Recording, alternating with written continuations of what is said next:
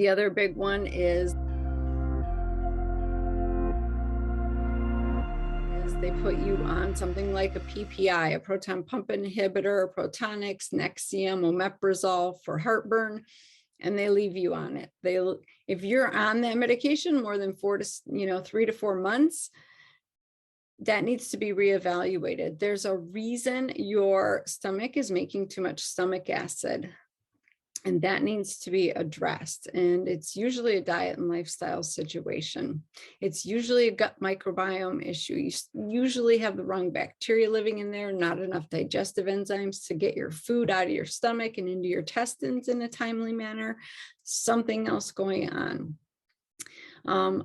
Being put on a statin for years and years and years for your cholesterol issue without figuring out what's going on, because elevated cholesterol is not simply something that is a statin deficiency. There's a reason these levels are changing. For women, most commonly, it's the changes in your hormones.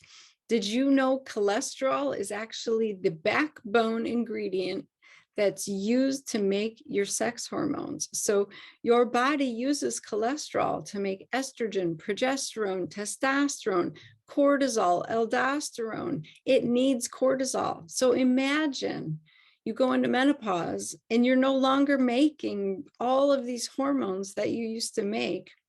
Your cholesterol is probably going to go up because you're not using it the way you used to.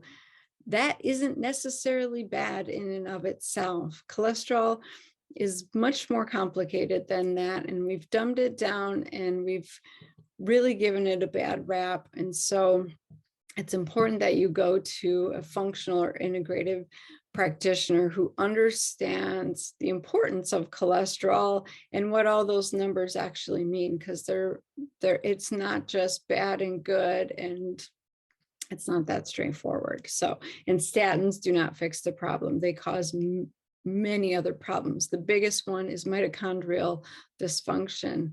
They wipe out your CoQ10 levels, and you can't make your energy without that. So statins really cause a lot of damage in women over time. Doctors who say that synthetic hormones and bioidentical hormones are the same and there's no difference, that's a red flag.